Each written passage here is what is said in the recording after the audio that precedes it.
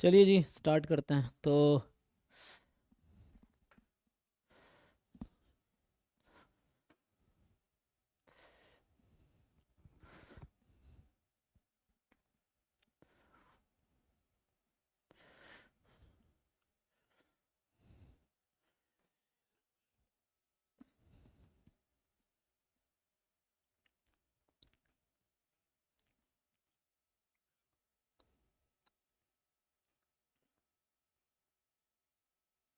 क्या 79 डिस्कस करना है ना आज तो। फिर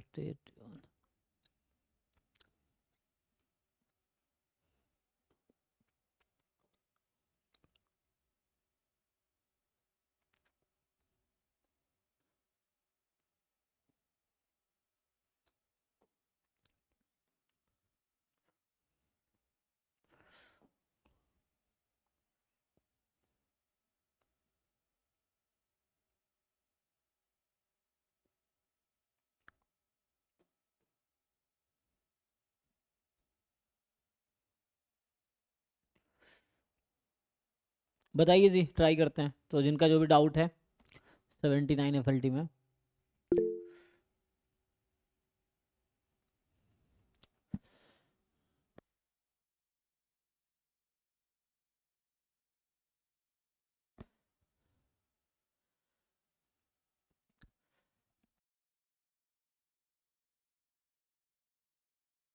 स्क्रीन थोड़ा ब्लर नहीं लग रहा? देख लीजिए। हाँ।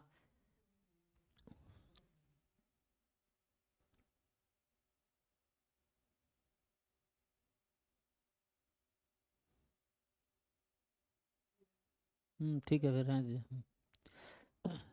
चलो जी कंटिन्यू करते हैं तो।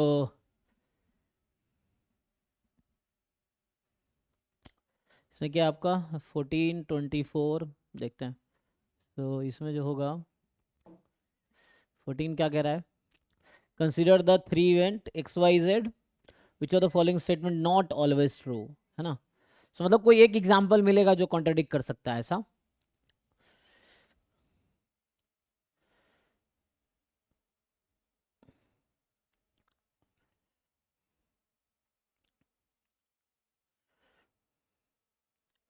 यूनियन हमेशा ज्यादा होगा इंडिविजुअल से, तो पहला ट्रू। क्या डाउट है इसमें जी, बताइए हार्दिक। सर इसमें समझ नहीं आया कि किस कॉन्सेप्ट से आंसर आया। ये अच्छा। एग्जांपल लेना पड़ेगा इसमें। हाँ, इसका कोई काउंटर एग्जांपल बना लो, ठीक है। नहीं तो एक काम कर सकते हैं हम लोग।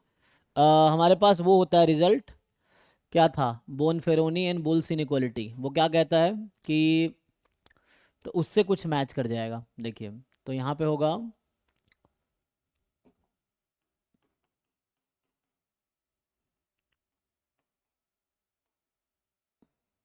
यहाँ जो है तो जैसे यहाँ पे है ना, इसने बोल रखा है फोर्थ ऑप्शन में कि यूनियन है। So probability of A complement union X complement union Y complement union Z complement, यही है। तो X complement union Y complement union Z complement. तो हम लोग क्या जानते हैं, ये हालांकि यूनियन है ना, तो इसको लिख सकते हैं 1 - probability X intersection Y intersection Z, ऐसा लिख सकते हैं क्योंकि इंटरसेक्शन का होल कॉम्प्लीमेंट है। अब ये जो होगा, तो जो बुल्स इनइक्वालिटी है वो ये कहता है कि एक्स वाई जेड जो है ये क्या होता है, more than equal to 1 - probability of, याद है, sir X. Summation probability minus n minus one होता है ना शायद। हाँ वो भी, उससे भी कर सकते हैं, नहीं तो इस तरीके से X complement Y complement Z complement, I think ये था। ओके। तो इसको खोलेंगे तो वही आ जाएगा। समेसन एन माइनस वन वही हो जाएगा। माइनस में एन, तो प्लस वन इधर है, तो माइनस में एन माइनस वन टाइप का। ठीक है, तो यहाँ से मैं क्या, हमें क्या चाहिए रिलेशन, मिनिमम। अच्छा मुझे मिनिमम के साथ रिलेशन चाहिए, नहीं। ओके चलो, तो यहाँ से ऐसे देख लेते हैं, इसकी ज़रूरत नहीं पड़ेगी। हमें तो ऐसे ही दिख जाएगा ना। अब देखो हमारा जो ऑप्शन है वो है 1 - minimum of P X P Y P Z. तो मुझे इन दोनों में रिलेशनशिप चाहिए कि इन दोनों में क्या रिलेशन होगा। हमें चाहिए कि ये जो क्वांटिटी है और ये जो क्वांटिटी, इन दोनों में क्या रिलेशन है। अब आपको सोचना है बीच में क्या आएगा, more than, less than, exactly equal to, क्या आएगा, तो ये सोचना है।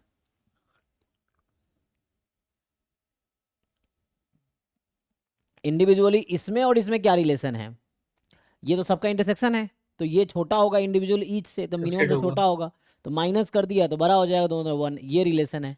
और ऑप्शन में क्या लिख रखा है, तो इसका मतलब this quantity is more than equal to this quantity, जो कि ऑप्शन में है, लेकिन वहां क्या लिखा हुआ है, लेस देन इक्वल टू लिखा होगा। अच्छा यहाँ भी मोर देन इक्वल टू, फिर तो ट्रू हो गया, ट्रू होगा, देख लीजिए।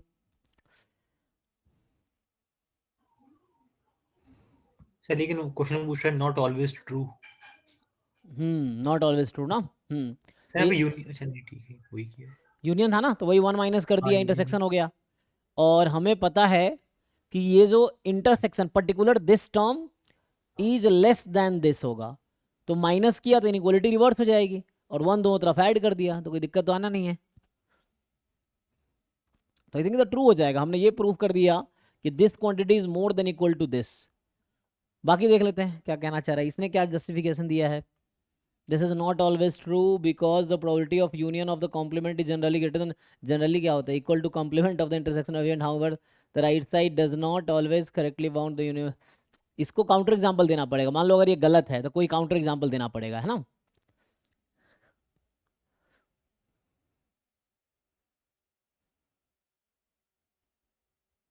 ये तो ट्रू है, बाकी देख लेते हैं।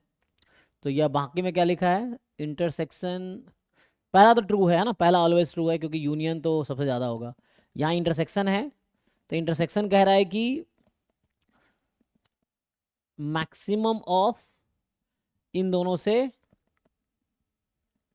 कम होगी, तो मुझे लग रहा है बी फॉल्स, मुझे तो ऐसा लग रहा है। Because right side expression is derive from the inclusive exclusive principle essential provides the lower bound for the intersection probability and the probability of intersection can not be less lower bound. नहीं नहीं, इसको देखते हैं, इसको अगर break करेंगे तो क्या बनेगा, ये one minus probability of this,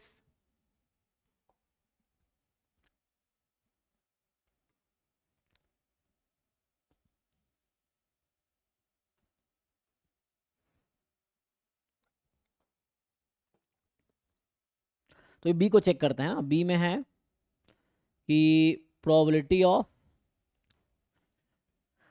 x intersection Y intersection Z, यही है। तो X intersection Y intersection Z, ये लेस देन इक्वल टू है मैक्सिमम ऑफ, तो मैं कह रहा हूँ कॉम्प्लीमेंट को खोल देते हैं, तो complement one minus probability of X हो जाएगा, तो ओपन करेंगे तो minus one plus probability of X, ऐसे ही minus one plus probability of Y, minus one plus probability of Z, तो ये कुछ ऐसा आ जाएगा, P X plus P Y plus P Z, ये इवेंट है। और फिर माइनस वन माइनस थ्री, और आगे ऑलरेडी प्लस टू है, तो ये माइनस वन रहेगा, एंड यहाँ पे ज़ीरो है, ये है। तो ये जो प्रोबेबिलिटीज़ हैं,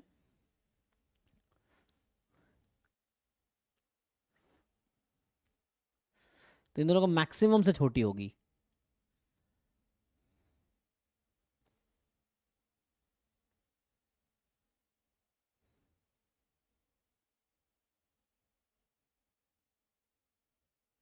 तो सम के साथ इंटरसेक्शन का क्या रिलेशन है, सम के साथ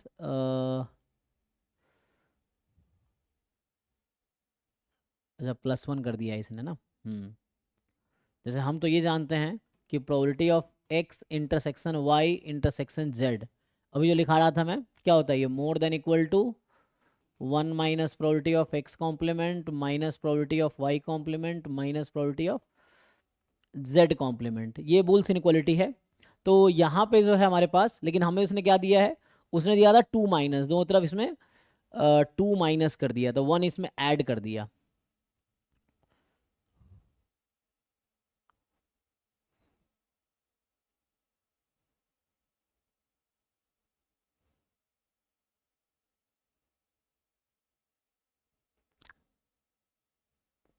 तो मतलब मुझे लगा बी ही फॉल्स होगा, डी तो ट्रू है, ठीक है ना। तो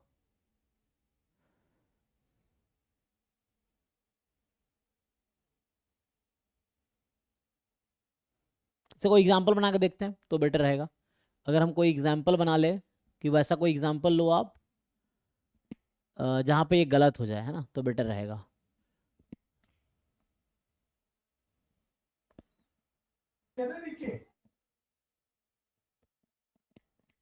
ये तो लेस देन कैसे होगा, मोर देन होता है ना, कि लेस देन नहीं होगा, है ना। ये भी ही फॉल्स स्टेटमेंट है। इसका एक काउंटर एग्जाम्पल ढूंढ लेते हैं, क्योंकि हमें पता है कि इंटरसेक्शन जो है वो more than equal to zero है।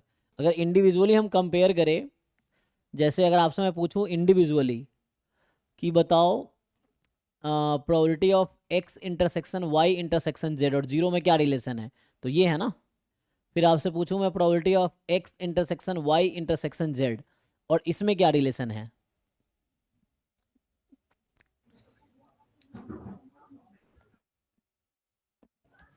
टोटल का सम -1 कर दिया है। नहीं, वैसे तो ये है,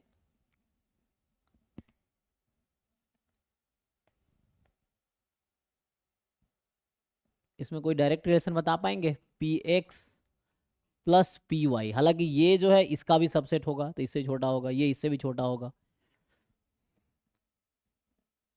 प्लस पी जेड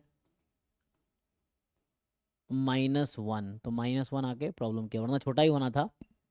हम्म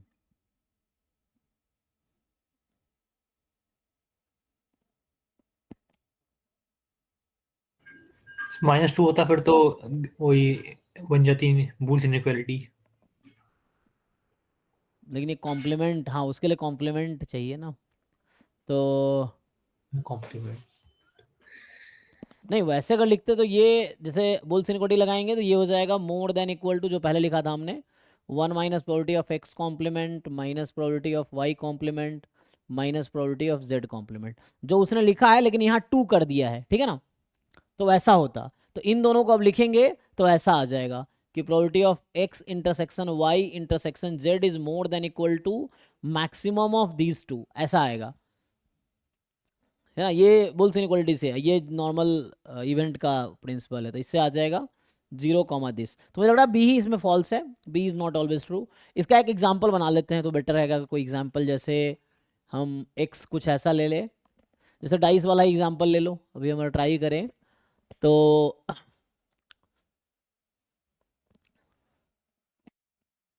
जैसे मान लीजिए अभी मैं इसको 1 2 ले लूँ, वाई को 1 2 3 4 और जेड को अभी के लिए आप 1 2 3 4 5 6 पूरा सैंपल स्पेस ले लिया, डाइस वाला केस लेते हैं, तो चेक कीजिए क्या ये ट्रू होगा।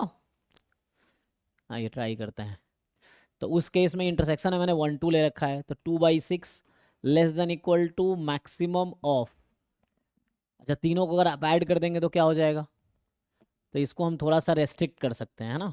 इसको क्योंकि मैं छोटा करना चाह रहा हूँ, तो है ना, इसको तो फिर छोटा छोटा नंबर लो, तो हमें तो उसको वो करना है ना, हमें तो क्या बोलते हैं, डिस्कार्ड करना है। तो कोई ऐसा एग्जांपल ले लेते हैं, मतलब तीनों सेट मान लेते हैं सेम है, चलो अभी के लिए ये है, लेट से 1 2 1 2 1 2 है, तो ये 2/6 और यहाँ क्या आएगा 2/6 2/6 2/6 कितना 6/6, तो 0, 0। इस एग्जांपल के लिए 2/6 2/6 2/6, तो 6/6 हो जाएगा, तो उसके लिए क्या आ जाएगा, तो ये जो है 2/6 लेस देन इक्वल टू 0, ये ट्रू है कि फॉल्स है, फॉल्स है तो सर। ये काउंटर एग्जाम्पल मिल गया मुझे, है ना। तो मतलब इसका B option actually not always true है, ठीक है। बी पता है ट्रू कब हो जाता, जब यहाँ 2 की जगह 1 दे देता ना और यहाँ मोर देन इक्वल टू दे देता, तब सही हो जाता। ये पता नहीं ये लोग कैसे दारू पी के बनाते हैं क्या, कैसे सो लेकिन ऐसे क्वेश्चन में मतलब एग्जांपल लेके करना ठीक रहेगा फिर। हाँ हाँ एग्जाम्पल लेंगे तो बेटर है, वरना प्रूफ करना थोड़ा मुश्किल काम है।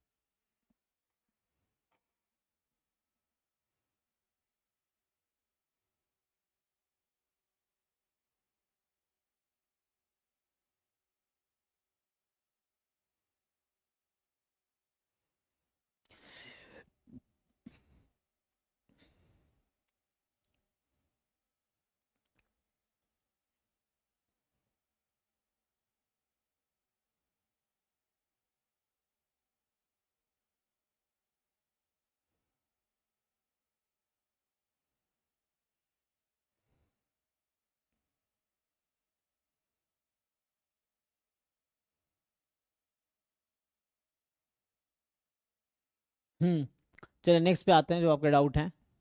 तो 14 के बाद क्या 24 है? 24।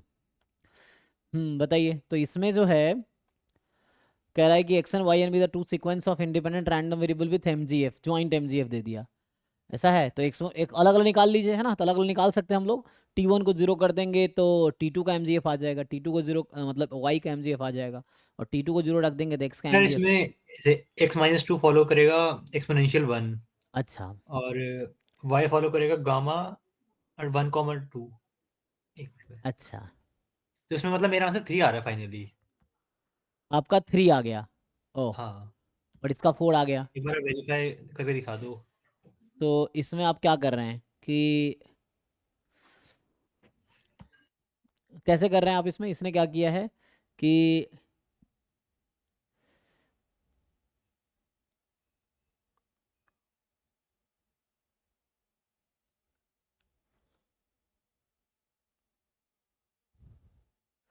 सो X n upon Y n converges in probability to. तो एक थ्योरम था, हालांकि क्या था उसका नाम?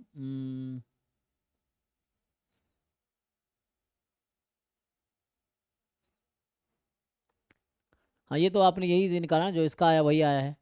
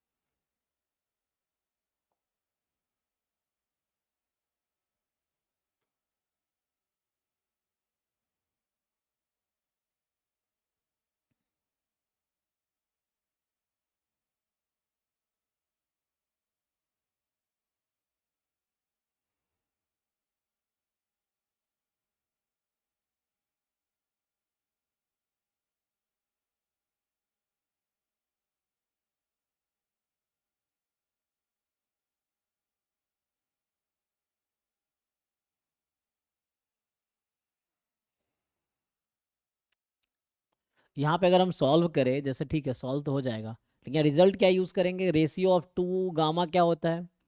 ऐसा कोई रिजल्ट है? सर मैंने तो दोनों की अलग-अलग एक्सपेक्टेशन निकाल के डिवाइड कर दिया था। अच्छा। हाँ, बट ऐसा कब कर सकते हैं? क्वेश्चन ये है कि वो तो तब होता है ना जब weak law of large number उस टाइप का कुछ यूज़ करें। यहाँ पे उस तरह से नहीं होगा आई थिंक। उसमें क्यों डिवाइड कर दें? एक्सपेक्टेशन ले लेंगे। इंडिपेंडेंट है, इंडिपेंडेंट तो है। अलग अलग ना, ज्वाइंट एमजीएफ तो वैसा है कि M T1 T2 इक्वल है आपका MX T1 into MY T2, है ना, ये तो है।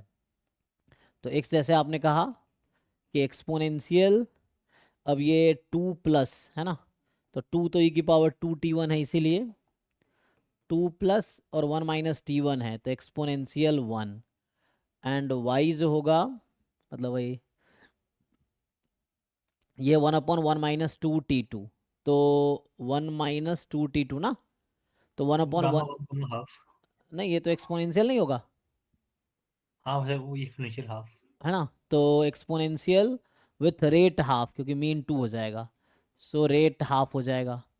अब ये है यहाँ पे कि x/y, तो n तो कहीं है ही नहीं ना, तो कन्वर्जन एंड डिस्ट्रीब्यूशन प्रोबेबिलिटी का क्या मतलब है? जब कोई अच्छा, इसमें ये तो एक कन्वर्जेंस का एक्चुअली जो रेलिवेंस तब है जब कोई n हो उसमें, है ना। यहाँ तो कोई n है ही नहीं, इसमें भी नहीं है। आप देखा होगा कन्वर्जेंस में क्या होता है, सीक्वेंस ऑफ रैंडम वेरिएबल होने चाहिए। सीक्वेंस ऑफ रैंडम वेरिएबल क्या क्या, उसमें n का रोल हो गया, n चेंज करे तो डिस्ट्रीब्यूशन चेंज हो, बट यहाँ तो ऐसा हो ही नहीं रहा है, ये सीक्वेंस ऑफ रैंडम वेरिएबल है ही नहीं।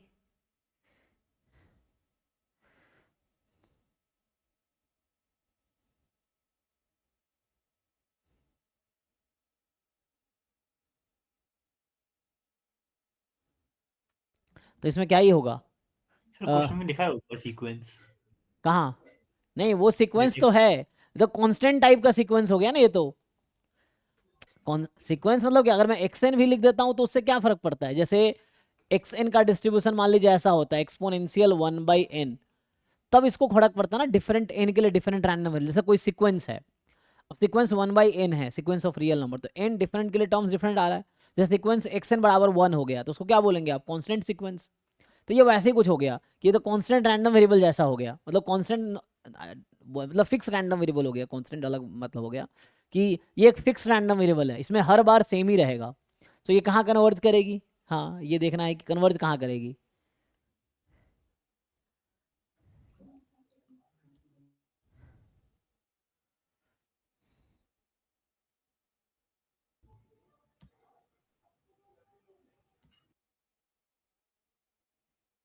तो ये कहना चाहिए इस रेशियो का जो डिस्ट्रीब्यूशन आएगा वो ये कह रहा है Γ/1 आएगा। ये गलत है एक्चुअली, है ना। ये जिसने बनाए हैं ना ऐसी लैंग्वेज से समझ आ रहा है, चैट जीपीटी से उठा लिया है इसने। तो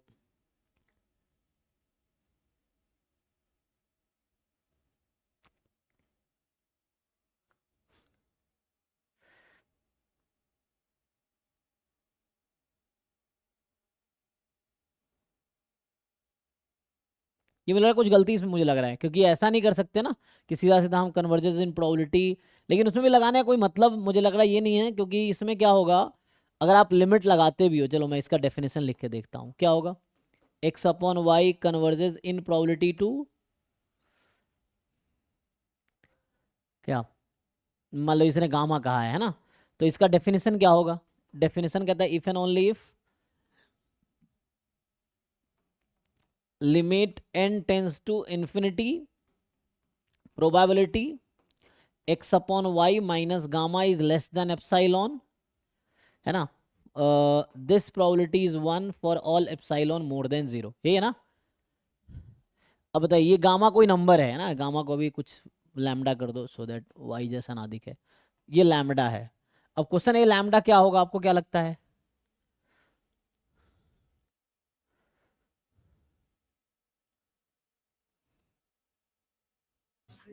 एक्स वाई का एक्सपेक्टेशन। कैसे, आपको कैसे पता? अगर चलो गेस कांस्टेंट कीजिए। करना है तो एक्सपेक्टेशन कर सकते हैं, क्योंकि इंडिपेंडेंट है। फिर आपको ऐसा करना होगा, अगर हम वो कर भी दे कि xn/yn converges in probability to, अगर नंबर चूंकि यहाँ पे लाना है तो ऐसा नहीं कर सकते। हमें क्या करना होगा कि अगर आप एक्सपेक्टेशन लगाएंगे भी तो ऐसा करेंगे ना कि ई ऑफ फिर 1/x तो नॉट डिफाइंड हो जाएगा, एक्सपोनेंशियल में होगा, जैसे यहाँ ऐसा हो सकता है ना। ओके अगर आप प्रोबेबिलिटी लगाते हैं कि xn converges to ex for large n,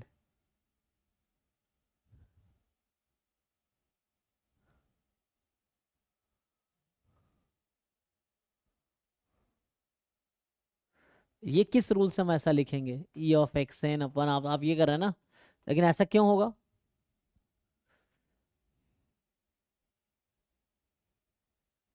week law of large number कहता है एक्स बार और वाई बार होता तो वैसा कुछ सोचते, है ना। हालांकि ये प्रॉपर्टी इसका है, जैसे अगर ना x n converges in probability to X, Y n converges in probability to सम के, तब जाके ये होता है कि जो रेशियो होगा वो यहाँ कन्वर्ज करेगी, है ना। अगर वाई एन के पे सर जाता, हाँ sir expected value of x N into expected value of 1/y नहीं लिख सकते? हाँ वैसा कुछ कर सकते हैं, बट वो भी मुझे लग रहा है कोई थ्योरम डायरेक्टली समझ नहीं। 1/y इनवर्स गामा डिस्ट्रीब्यूशन होता है ना कुछ। मतलब ये कह रहा हूँ यहाँ तो ऐसा है ना, वैसा नहीं। जैसे ये एक्स बार या एक्स आप करना चाहे तो ठीक है, आप ऐसा कर लो चाहो तो, बट आंसर क्या है इसने बनाए है ना, इसने ई ऑफ एक्स एन, ये शुरू वाले टेस्ट ना मुझे लग रहा है ज़्यादा बेटर थे देन ये सब जो बनाए हैं फालतू। तो यहाँ पे E of x N, E of 1/yn, ये हो गया। उसका डिस्ट्रीब्यूशन इनवर्स गामा है। हाँ तो इसका क्या होगा मीन, इसका क्या होगा मीन, अगर चलो ऐसा कर ले तो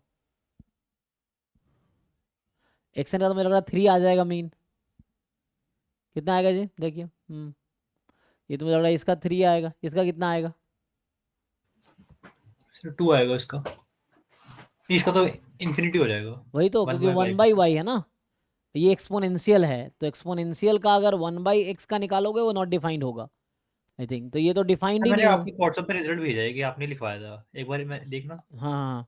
सो या हम ऐसा करें सम कर दे कुछ ऐसा, yn को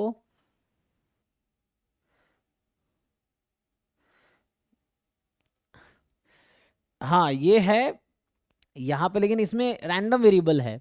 जैसे xn कहाँ कन्वर्ज करेगी, तो ये था कि सीक्वेंस ऑफ रैंडम वेरिएबल किसी रैंडम वेरिएबल पे कन्वर्ज कर रही है।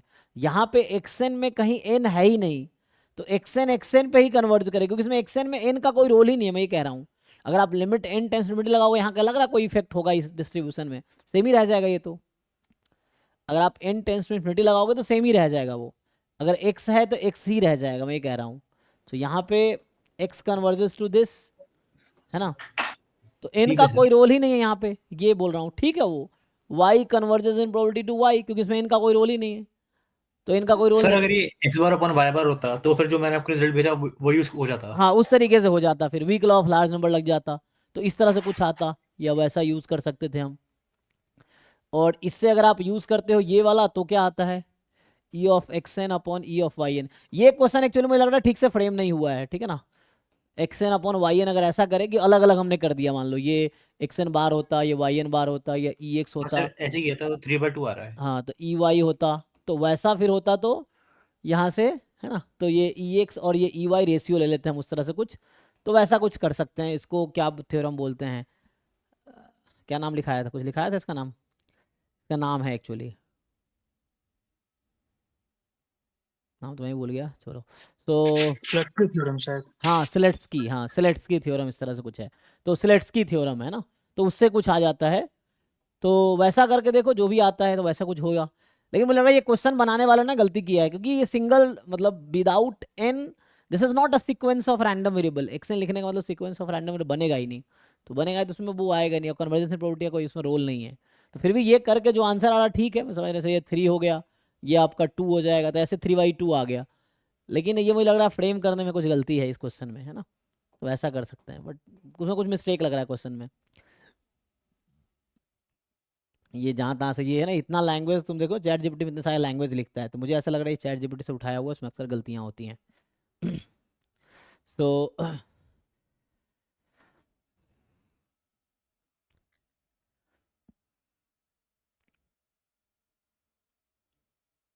इसमें क्या है, sample of two observation x1 x2 is drawn from a normal distribution. It is required to test the hypothesis that the population mean is 0. A sample of two observation x1 x2 is drawn from normal. अच्छा, and ये कह रहा है कि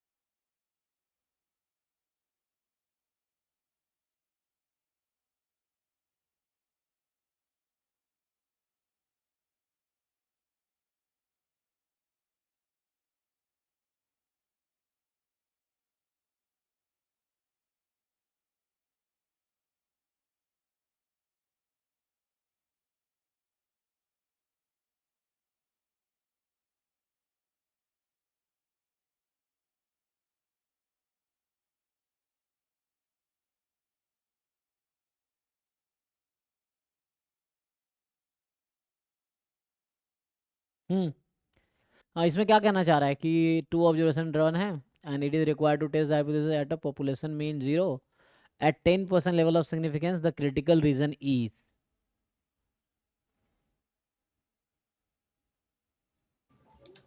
sir आपने जो critical reason पढ़ा था उसमें तो ये tan 1 कहीं था ही नहीं। ये tan उन कहाँ से आ जाएगा, हाँ ये तो फालतू है। सो नॉर्मल था।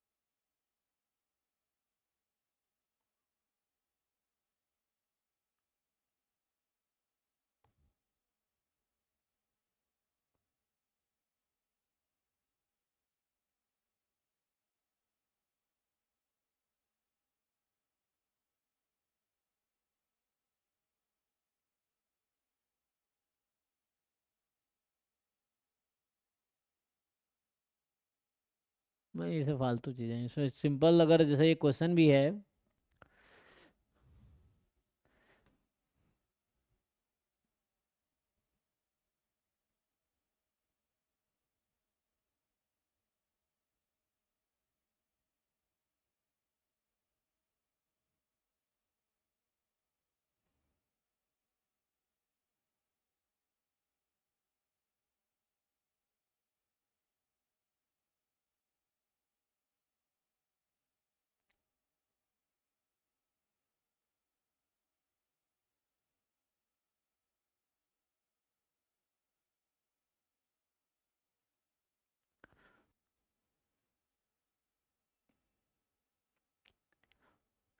मान लो ये क्वेश्चन अगर जैसे इसको ठीक करे भी तो सॉल्यूशन तो गलत है ना।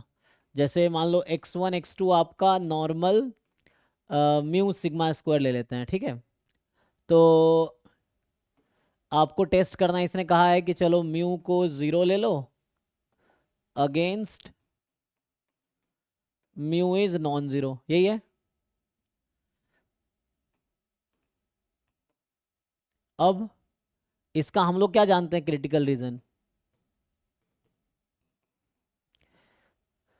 मीन तो 0 है तो समेसन एक्स आई या x bar mod x bar more than equal to के टाइप का होगा, टू साइडेड क्रिटिकल रीजन इस तरह का आएगा। तो इसको और खोलेंगे तो ज़्यादा ज़्यादा जैसे x1 plus x2 more than equal to सम के होगा। अब 10% लेवल ऑफ सिग्निफिकेंस है तो उसके अकॉर्डिंग निकल जाएगा। तो ये tan उन कहाँ से आएगा, ये फालतू है ना।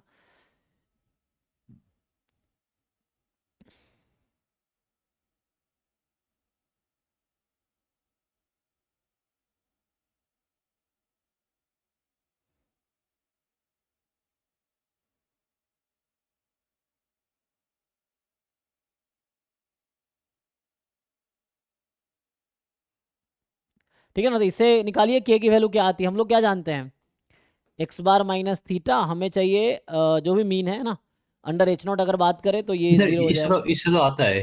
मुझे बस इसमें डाउट था जब क्वेश्चन में किया है। नहीं नहीं उसने गलत किया है ना, यहाँ से आ जाएगा जेड अल्फा वाई टू, ये जानते हैं ना हम लोग। तो हाँ सर। इस तरह से तो ये जेड अल्फा वाई टू की जो वैल्यू आएगी वो उससे आएगी। तो ये लिखने में गलती किया है, ठीक है ना। इसका जो क्रिटिकल रीजन होगा इस काइंड हो सकता है, जैसे mod this more than this, इस टाइप का कुछ करे तो समझ आता है, इस टाइप का कुछ, ठीक है।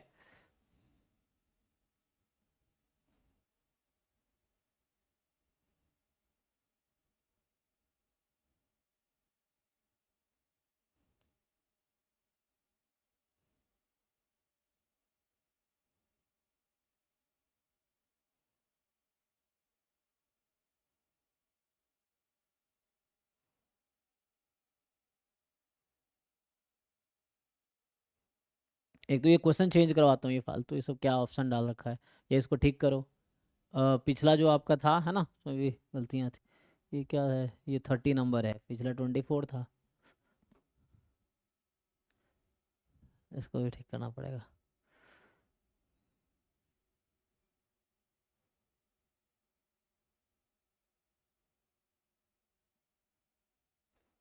ठीक है, तो ये सब मिस्टेक कर रखा है।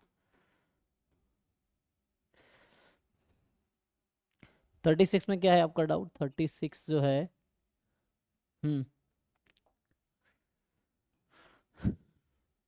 बताइए इसमें क्या है।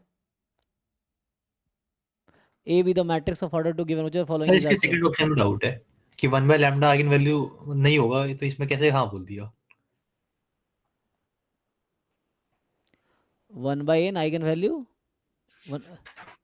अच्छा, कह रहा है if A lambda is eigen value of A, then 1/λ is also eigen value of, also eigen value of what, A का। तो निकाल के देखना पड़ेगा ना, कैसे पता चलेगा आपको कि 1/a भी है। सर हाँ क्वेश्चन इसमें मैट्रिक्स दिया है, उसका आइगन वैल्यू दिया है इसमें सॉल्यूशन में, तो वो हाँ तो एक दूसरे का रेसिप्रोकल नहीं है। है। अब ध्यान से देखो, उसको कंजुगेट वो करोगे ना, रेशनलाइज करोगे, शायद आ जाएगा, आएगा, देखिए जरा। अच्छा ठीक अगर है। मैं ऐसा बोलूँ कि मल्टीप्लाई कीजिए दोनों को, क्या आता है? ये √3 प्लस माइनस वैसा होगा ना, √3 -1 + 1 ऐसा है। ये लगता है कि लिखने में भी गलती करते हैं लोग। सर तो माइनस उसमें आयोटा मिसिंग है, है, आयोटा मिसिंग है। आयोटा मिसिंग है, एग्जैक्टली, इसने सॉल्यूशन में गलती किया है ना। हाँ, फिर वो आ जाएगा, आई थिंक आयोटा मिसिंग है ना, तो एक दूसरे का रेसिप्रोकल हो जाएगा वो। अच्छा, वहाँ पे ये नेगेटिव आया होगा ना, ये इनसाइड। एक तो ये -1 यहाँ पे है, और माइनस b² - 4ac, तो ये आयोटा आएगा, माइनस बाहर है, तो -1 भी तो मिसिंग है।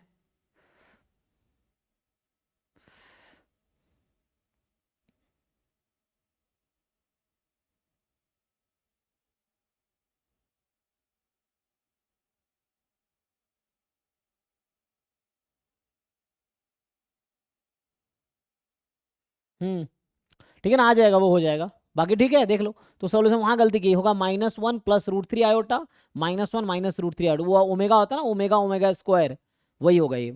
तो ओमेगा ओमेगा स्क्वायर क्या होता है कि उससे आपका उस तरह से कुछ आएगा। तो इनसे सॉल्यूशन सही किया गलत किया एक बार देखना पड़ेगा। तो माइनस है ना, 1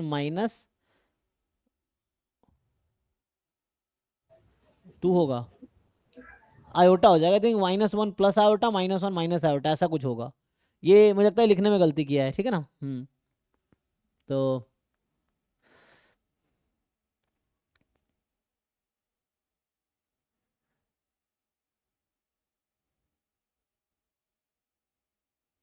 ठीक है, नेक्स्ट देखिए। सो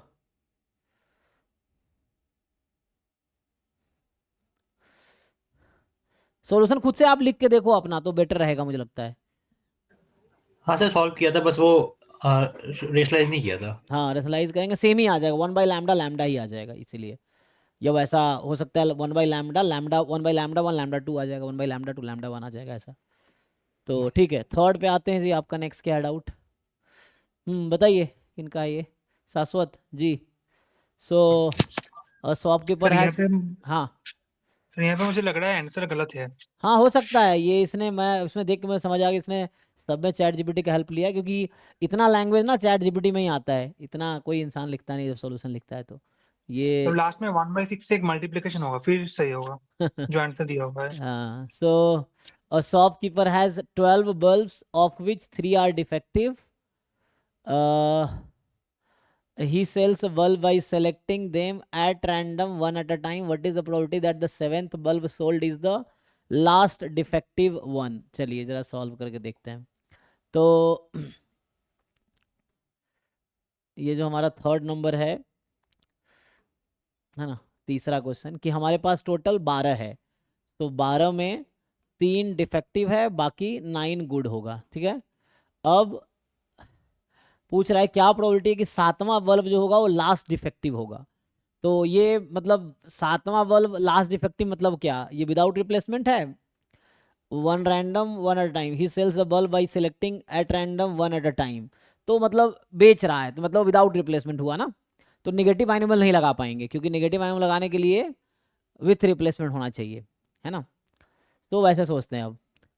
तो मतलब ये है कि 7वें ट्रायल पे सातवां ट्रायल जो होगा तीसरा डिफेक्टिव देगा, यही ना।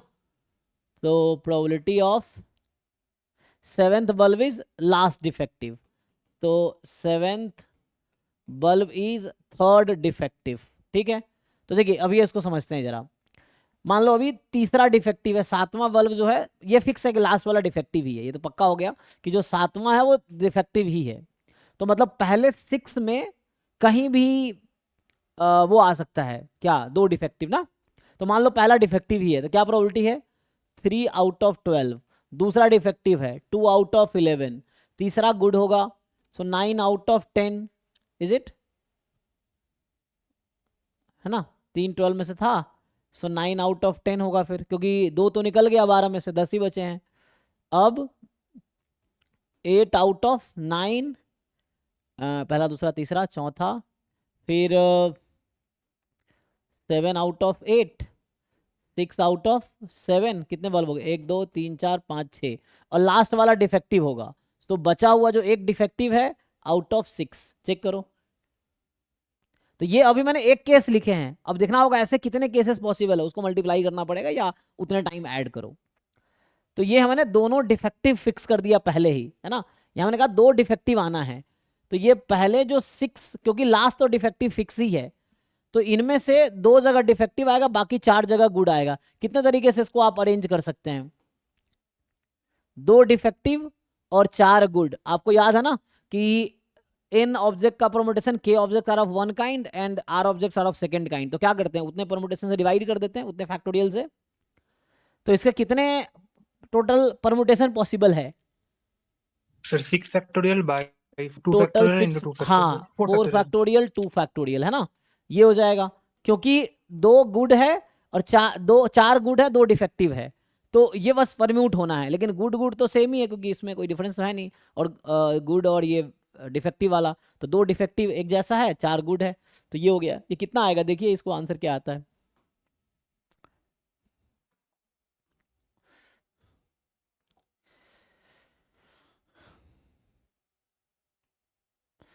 इसको जरा सॉल्व कीजिए।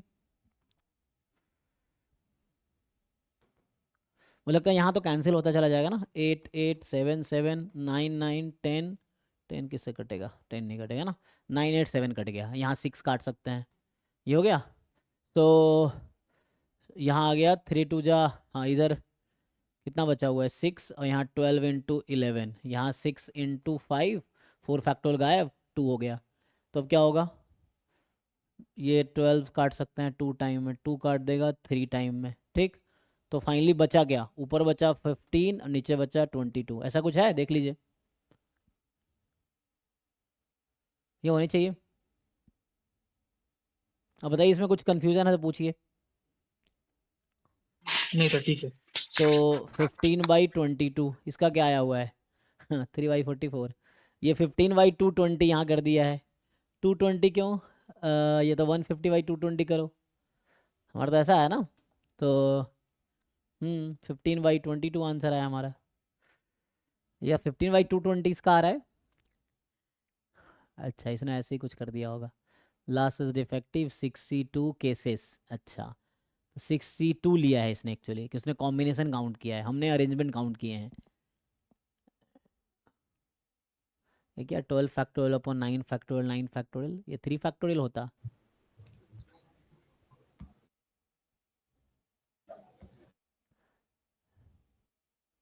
तो यहाँ परमुटेशन ले रहा है, यहाँ कॉम्बिनेशन ले रहा है, ये क्या चक्कर है भाई क्योंकि ये परमुटेशन है ना, 12 factorial upon 3 factorial into 9 factorial होगा एक मिनट, तो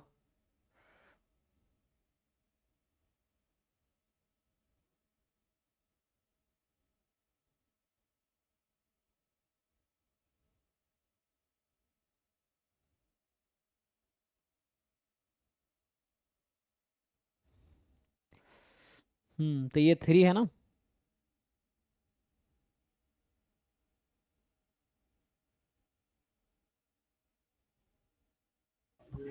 सर सॉल्यूशन में उसने टोटल परम्यूटेशन लेके जो रिक्वायर्ड परम्यूटेशन है उनको मतलब कंपेयर करके आंसर निकाला, तो मेरे को तो ठीक लगा आंसर। परमुटेशन नहीं लेना, नहीं नहीं उसने कॉम्बिनेशन ले लिया ना यहाँ पे, तो यहाँ पे सर उसने 6C2 ले कॉम्बिनेशन लिया। लिया कि 2 डिफेक्टिव और क्या कहते हैं, उनको हम कितने वेज में बेच सकते हैं?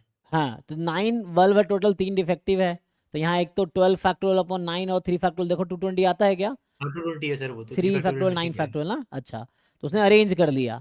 अब बोल रहा है कि number of ways she can sell 2 defective bulb in the first 6 sells to get 7 sells as a third and the last if defective is, तो 6C2 क्या हो गया कि टोटल नंबर ऑफ क्या कॉम्बिनेशन ऑफ 2 डिफेक्टिव कहीं पे हो सकता है, लेकिन उसकी प्रोबेबिलिटी नहीं लिया ना। ये तो वही है ना, देखो तुम अगर ध्यान से देखो तो मैंने भी यहाँ ये किया है, ये जो क्वांटिटी है this is nothing but 6C2, ऐसे ही है, हाँ या ना, देखो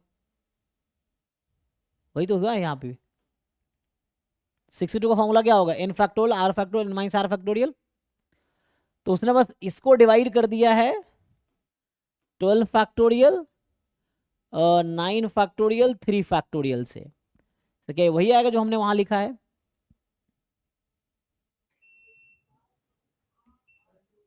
तो 1 2 3, अच्छा, और यहाँ से देखो तो 9, इसमें अगर हम आगे बढ़ाएं न्यूमरेटर में, तो हमारा 7 बल्ब जो है वो डिफेक्टिव होगा, तो उसकी प्रोबेबिलिटी 1 ही हो जाएगी, और बाकी सारे फिर नहीं हमारे। 1 कैसे होगी, अच्छा एक मिनट,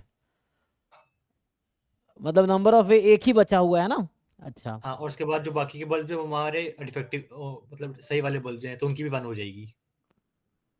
नहीं 1 कैसे होगी, जैसे हमारे पास जब बल्ब हम ड्रॉ कर रहे हैं तो लास्ट वाला जो है तीसरा डिफेक्टिव है, लेकिन जब 7वां बॉल ड्रॉ कर रहे हैं तो बॉक्स में कितने हैं टोटल?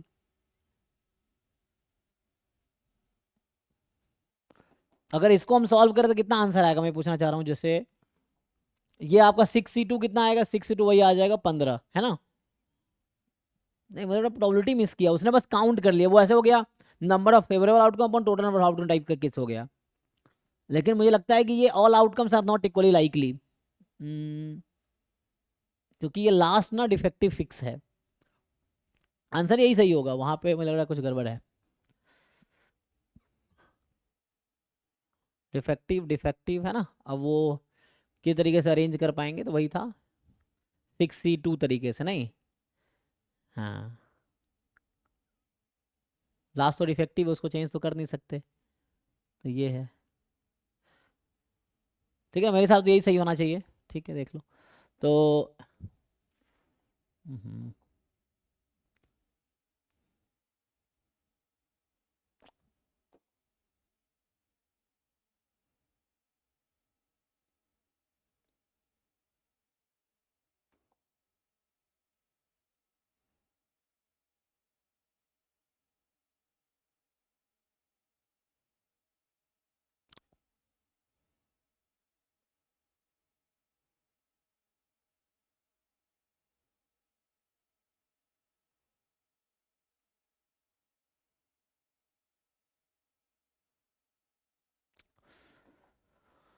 ओके नेक्स्ट पे आते हैं, तो ये होना चाहिए। चलिए नेक्स्ट क्वेश्चन आपका क्या है, 11th में क्या डाउट है देखिए। फिर ऑप्शन बी बता दीजिए तो।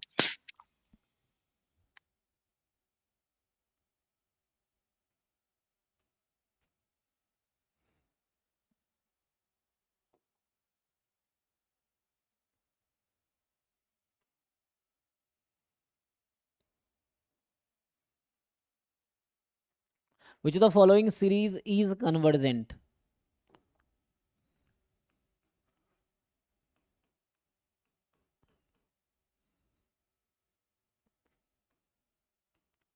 क्या ये ln 1+n या n+1/n और इस पूरे की पावर है आपका n, तो पहले अगर हम इसकी लिमिट निकालें तो कितनी आएगी,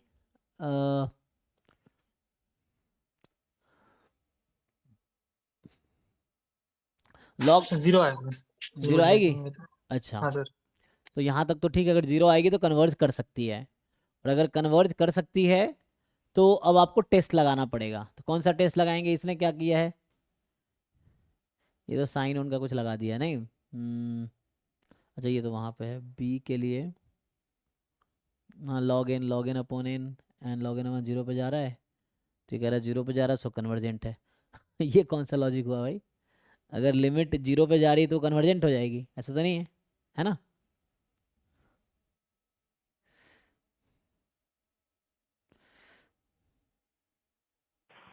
सर कॉची रूट टेस्ट से हो रहा है शायद।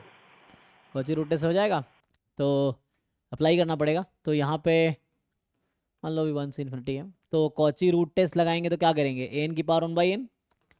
तो ये सीरीज एन है आपके पास अभी, तो एन की पावर 1/n से कितना बचेगा, इसकी लिमिट निकालनी है, limit n tends to infinity. So limit n tends to infinity इस पावर में, तो ये हो जाएगा log 1 + n/n। अब ये कितना आ जाएगा, अच्छा मतलब वही लगाया मुझे लगता है वहाँ पे उसने, कॉची रूट टेस्ट का भी लगा, लेकिन उसने पावर n ले लिया है। तो यहाँ से अभी इन्फिनिटी अपॉन इन्फिनिटी है तो ब्रेक करेंगे, सो 1 + n, और ये क्या हो जाएगा 0। 0 होने का क्या मतलब है, <<1, और अगर <<1 है तो क्या होगा, कन्वर्जेंट। ठीक है ना, अब सही है। तो दिस इज कन्वर्जेंट है जी, कॉची रूट टेस्ट है, सही बता रहे हैं आप, है ना। हाँ सर, ओके हाँ सर। तो 12 में क्या है आपका कि सर इसमें बी और डी दोनों सही है। बी और डी, ओके। जी एक फंक्शन है डिफाइंड बाय दिस, तो जब आप 1 + 1/n की पावर x/n है, सर एन न्यूमरेटर में चाहिए, ऊपर चाहिएगा। हाँ मतलब अगर ऐसा होता तो ये हो जाता gx जो हो जाता, फिर तो e की पावर x हो जाता अगर nx होता तो, है ना। लेकिन यहाँ पे क्या करना, छोड़ो, यहाँ पे कहना क्या चाह रहा है ये, g2 = 1, लेकिन x/n ही है ना यहाँ, तो क्वेश्चन में तो वैसे ही सॉल्व किया है। तो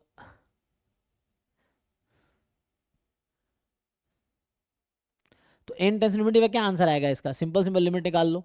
हमें क्या चाहिए, हमें चाहिए क्या, क्वेश्चन ये है, हमें चाहिए ये जो gx है ये क्या होगा, लिमिट लगाइए जरा। तो n को इन्फिनिटी रखेंगे तो x/∞, तो x/∞ x 0 something, non zero number के पावर 0 है तो 1 हो जाएगा, तो ये 1 0 यही ना, x नॉन जीरो और x 0, ओके।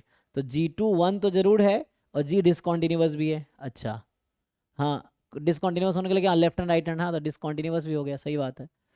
आप सही कह रहे हैं ना, यहाँ पे तो डी भी सही हो गया।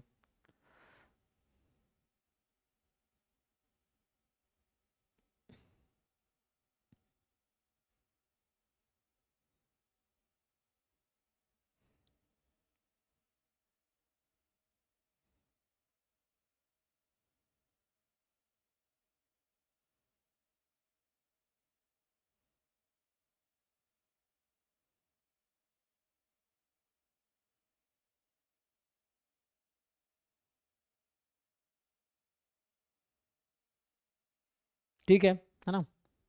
अगला क्या है आपका 27। 27 जो है,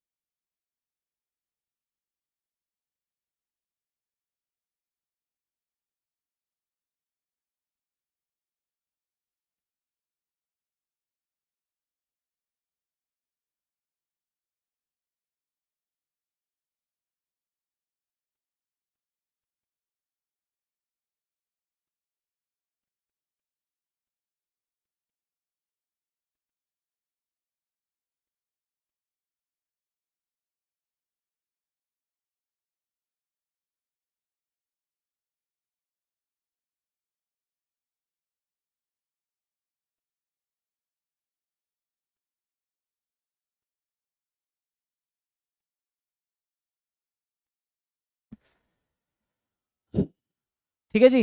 इसमें क्या डाउट है बताइए। सर क्वेश्चन समझ में नहीं आया। अच्छा क्वेश्चन ही समझ नहीं आया, तो ये क्वेश्चन है ना हमारा,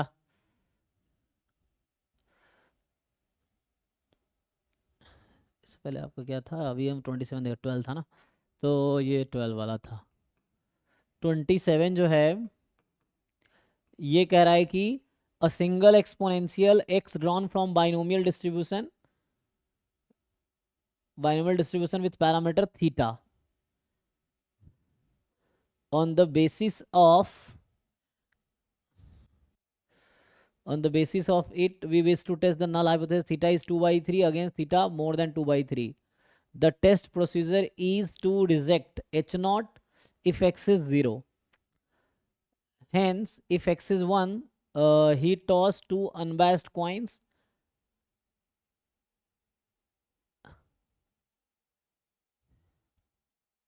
तो x 0 है तो क्या कर रहा है, रिजेक्ट कर रहा है h नॉट को. और अगर x 1 है तो he tosses 2 unbiased coin and reject h not if no head appears. The power of the test is. देख तो यहाँ बोला हुआ है कि सिंगल एक्सपोनेंशियल, एक्सपोनेंशियल यहाँ नहीं होगा, सिंगल एक्सपेरिमेंट होगा ऐसा कुछ, is drawn from binomial distribution. लेकिन विथ पैरामीटर थीटा का क्या मतलब है? तो Bernoulli distribution with parameter theta.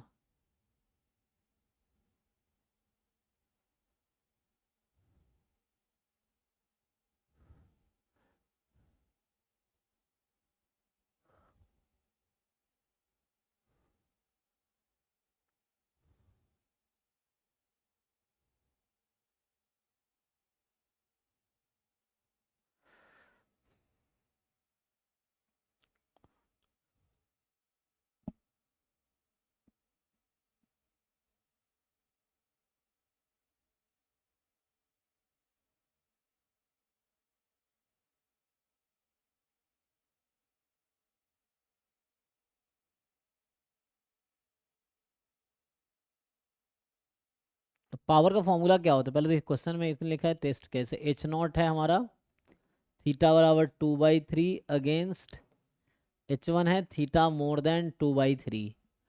और यहाँ मुझे लग रहा है लिखना ये चाह रहा है कि x जो है यहाँ होगा बर्नौली थीटा होगा, ठीक है ना. तो ये मुझे लग रहा है ये लिखने में गलती किया है.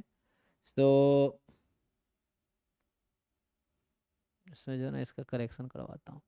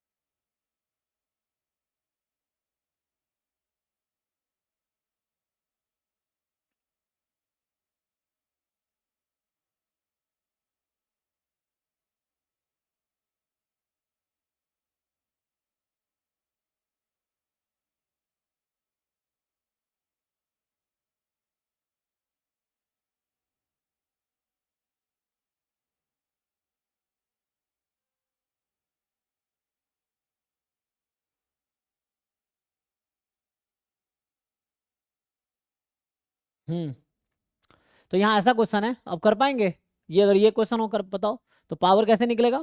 इसने क्या कहा है, इसने रिजेक्शन रीजन कुछ ऐसा कहा है कि अगर x 0 आ गया तो रिजेक्ट कर दो, और अगर x 1 आया तो then toss 2 unbiased coin and then reject h not if no head appears.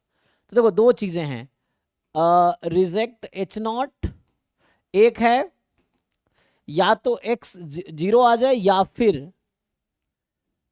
फिर क्या होगा, तो x बराबर 0, और नहीं तो क्या आ सकता है, सपोर्ट यहाँ 0 या 1 ही है. तो अगर x 1 आया तो रिजेक्ट नहीं करना है, x 1 आया तो आपको क्या कर रहा है कि 2 अनबास्ड कॉइन टॉस किया and then reject h not if no head appears, मतलब दोनों टेल आ गया ये ना, तो दोनों टेल आ जाए. अच्छा, तो बोथ टेल की प्रोबेबिलिटी कितनी है, दिस. सो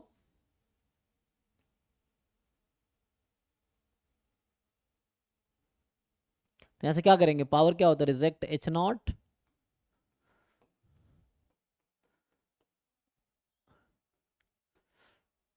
रिजेक्ट है ना h not when h1 is true. तो h1 इज ट्रू मतलब वही थीटा का फंक्शन होगा 2/3 प्लस, और यहाँ तो थीटा के टर्म में ही पूछ रहा है पावर फंक्शन, तो है ना. और यहाँ पे क्या होगा, अगर x1 आया तो पहले तो x1 आने की प्रोबेबिलिटी क्या है, और अगर x1 आता है, ये तो पावर फंक्शन जस्ट होता है probability of rejecting h not, अब ये समझिए.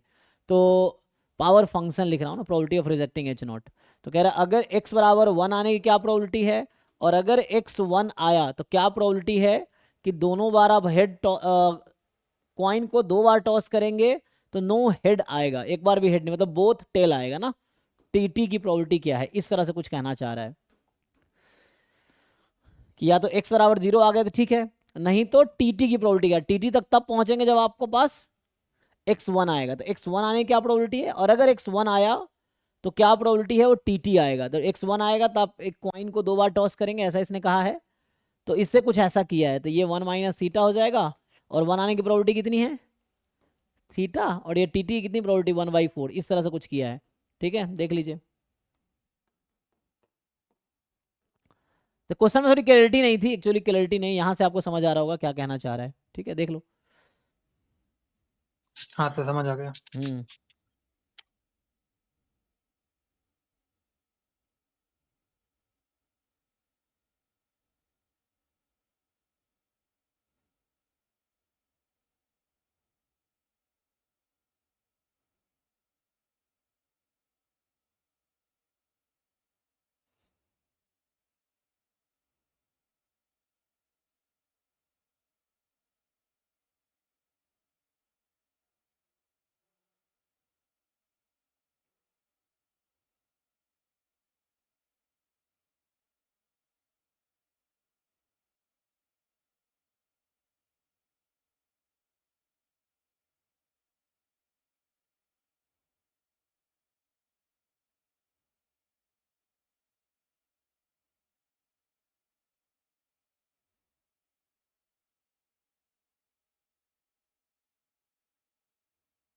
हम्म सो नेक्स्ट क्या है, नेक्स्ट जो आपका है 40 नंबर, 40 आई थिंक डिस्कस किया था अभी।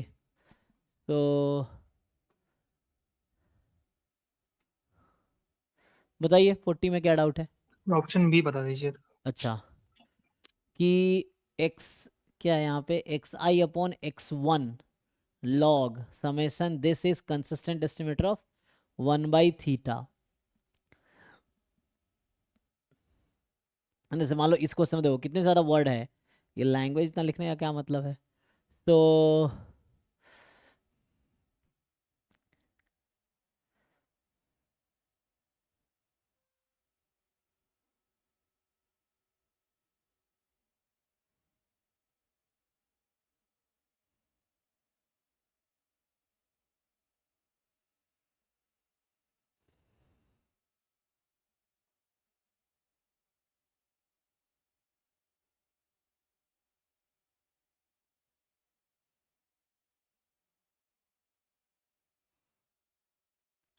ये कुछ ऐसा नहीं है, बी ऑप्शन जो है 1/n-1 समेसन लॉग xi/x1, ठीक, i फ्रॉम 1 to n। तो पहले तो मैं इसको 1/n कर देता हूँ, इससे कोई दिक्कत नहीं है।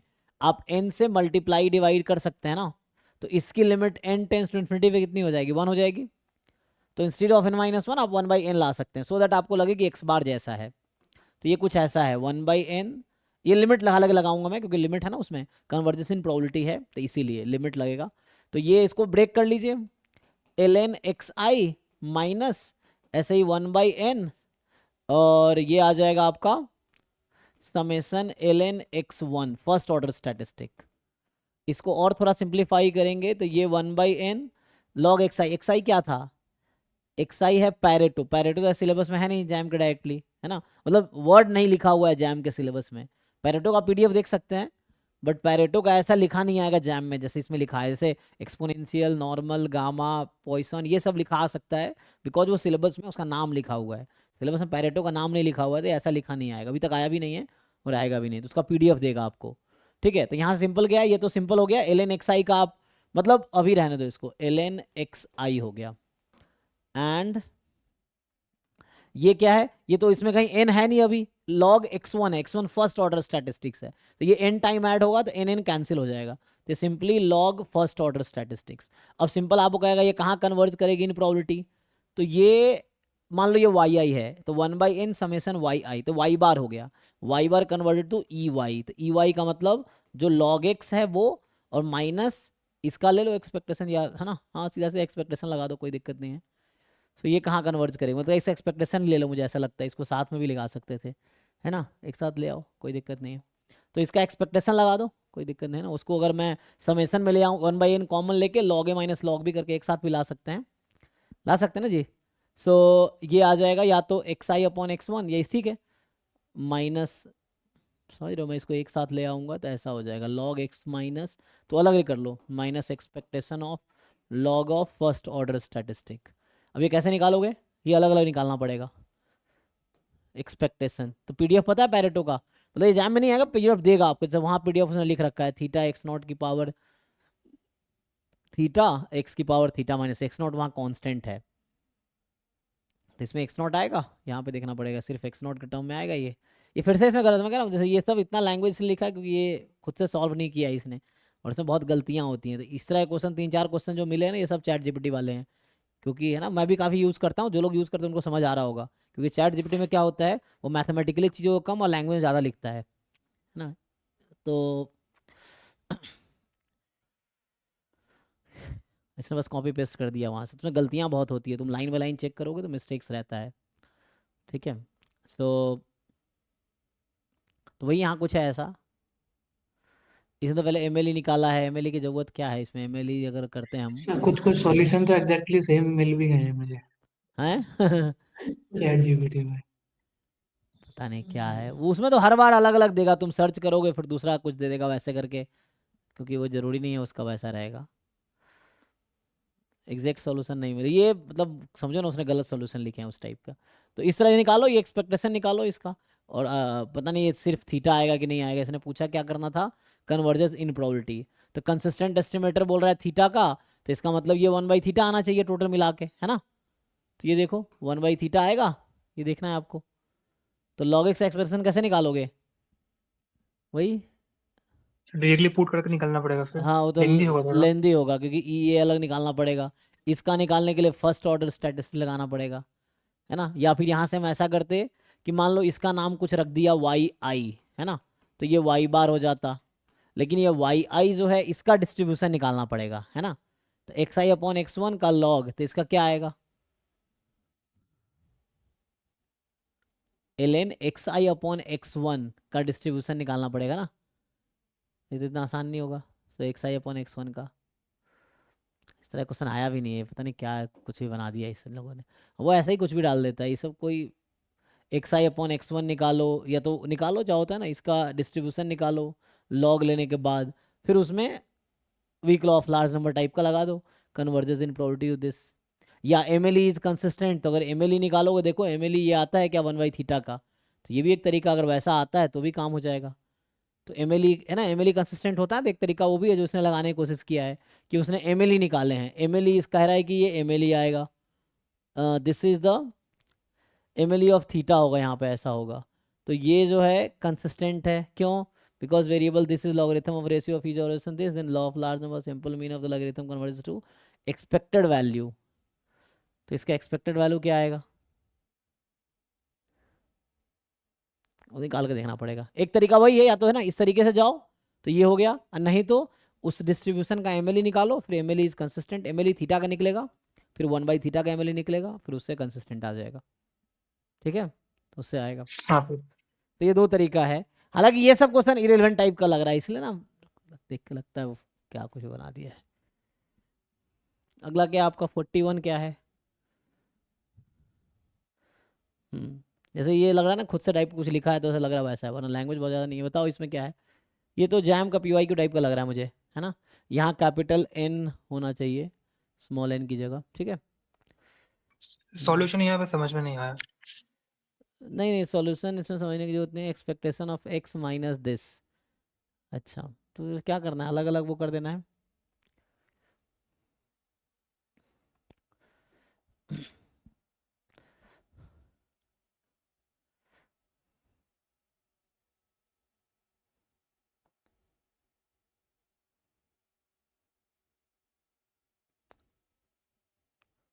लास्ट वाला एन को ना,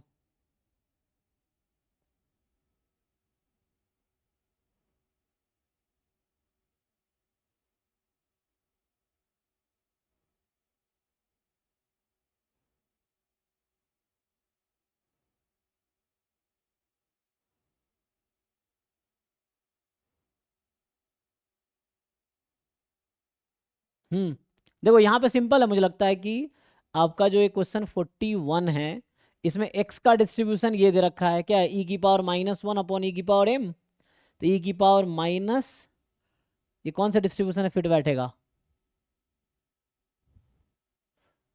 ये कौन सा डिस्ट्रीब्यूशन बताइए, ज्योमेट्रिक टाइप बनेगा।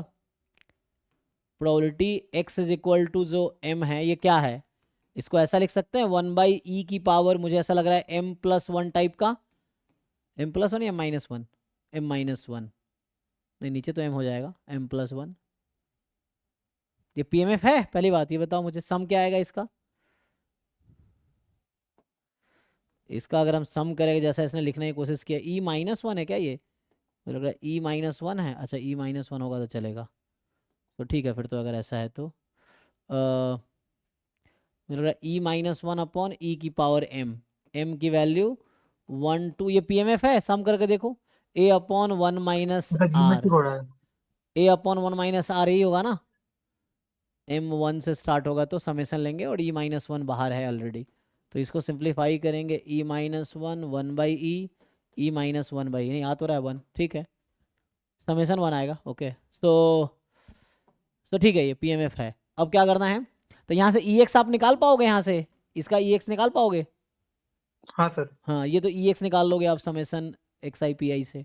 अब आपको क्या करना है, ये जो मैक्स दे रखा है ना कि max of y1 y2 yn, आपके पास n क्या है, n खुद एक रैंडम वेरिएबल है और yi यूनिफॉर्म 0 1 है, अच्छा तो ये yi यूनिफॉर्म 0 1 है और n खुद एक रैंडम वेरिएबल है, क्या लिखा हुआ है 1/n फैक्टोरियल e-1, तो मुझे लग रहा है ट्रंकेटेड ये पॉइसन टाइप का कुछ बनाने की कोशिश किया है, तो एनीवे जो भी है, तो n खुद एक रैंडम वेरिएबल है, तो कैपिटल N का रोल कहाँ है यहाँ पे, है ना, और अगर वैसे मैं n को हटा दूँ, n का कोई रोल ना रखूँ तो क्या होगा, ये जो max of y1 y2 yn है वो क्या होगा, ये मैक्स का मतलब nth ऑर्डर स्टैटिस्टिक्स ना, yn यही है जी, और yn का डिस्ट्रीब्यूशन क्या होगा, y यूनिफॉर्म 0 1 तो yn क्या होगा, बीटा होगा।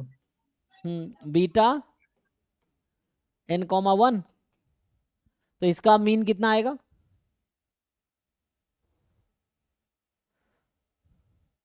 n/n+1।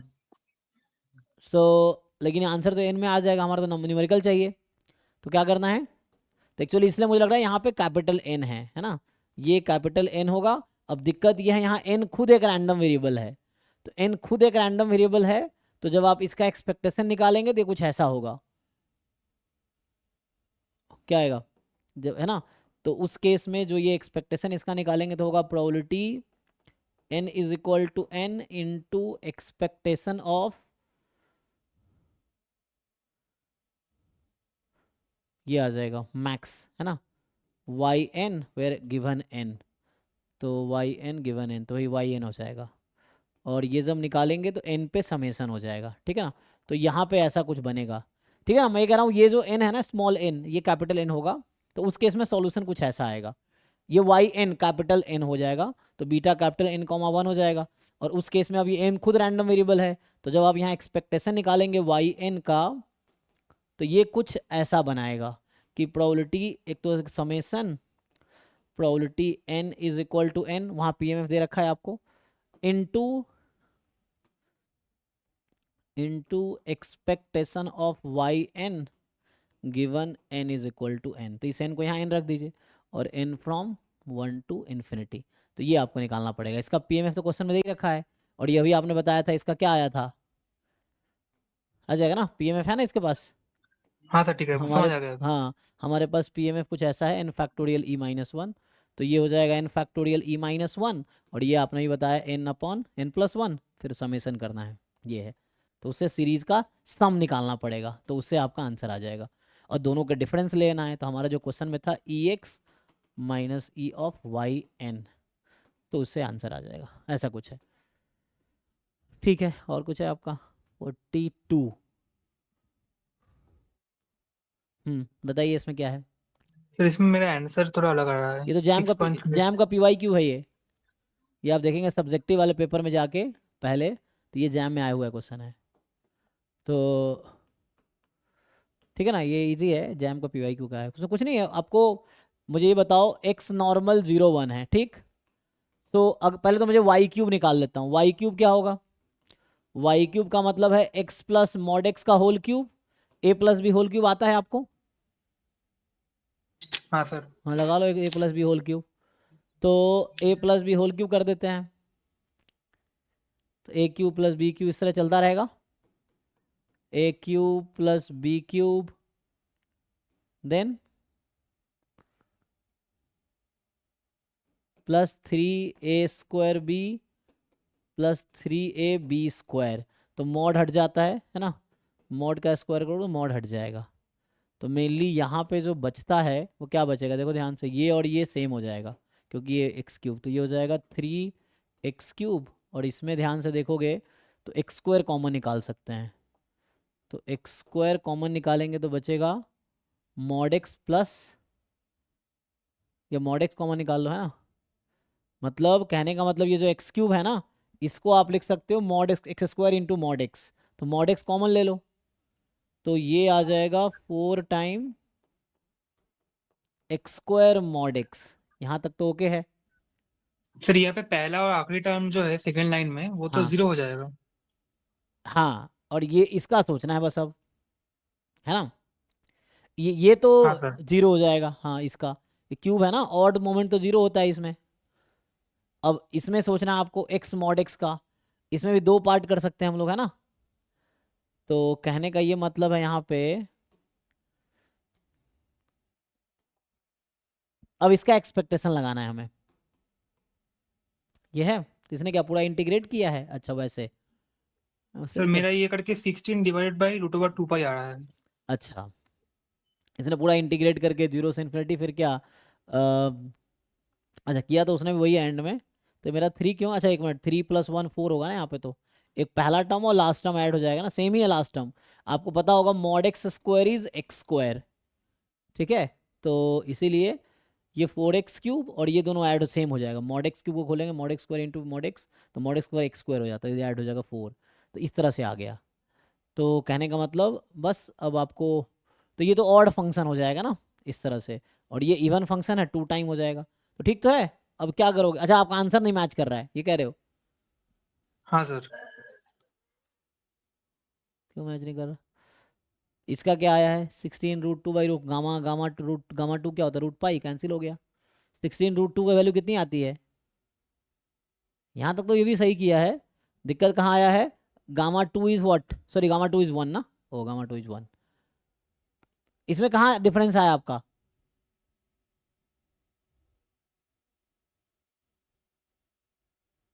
इसलिए जो कैलकुलेशन इन्होंने किया इसमें कहाँ डिफरेंस है? सर एक मिनट देख रहा हूँ। हाँ, मतलब सिंपल यहाँ पे एक्सपेक्टेशन निकालने हैं इसका y³ का, तो दिस इनटू, है ना, और थोड़ा खोलना चाहो और खोल लो, तो ये y³ इज समथिंग लाइक 4, है ना, x² कॉमन ले लोगे तो 1 + मॉड x, ऐसा कुछ, या एक मिनट 1 + मॉड x क्यों, x + मॉड x, कैसे भी कर लो यार, e(y³, तो यहाँ से आ जाएगा integration 4x³ + 4x² mod x into PDF of x dx, यही होगा, -∞ से +∞, ऐसा आ जाएगा। तो सर यहाँ पे सही निकाला है, पर सेकंड लास्ट लाइन में जो है वो ठीक है, पर हाँ, लास्ट लाइन में √2 ऊपर आ गया है अचानक से। आई थिंक वो यहाँ पे ना सब्स्टिट्यूशन किया है, इससे कुछ होगा, 16/√2π, तो 16√2 क्यों हो गया है, अच्छा क्वेश्चन ये है ना, तो मे भी वो टाइपिंग एरर हो सकता है ना।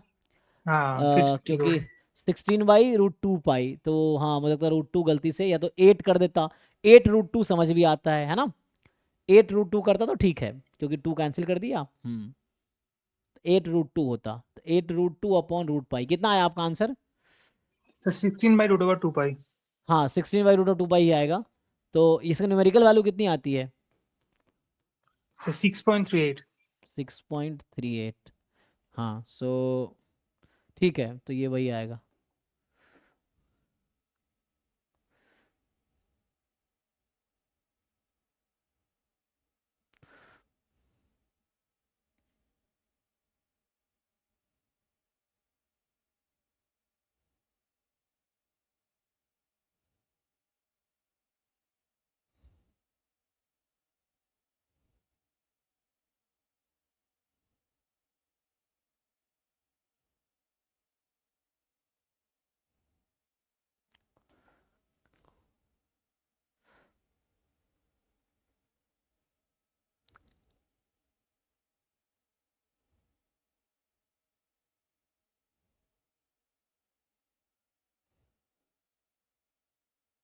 ठीक है, तो कोई क्वेश्चन रह गया?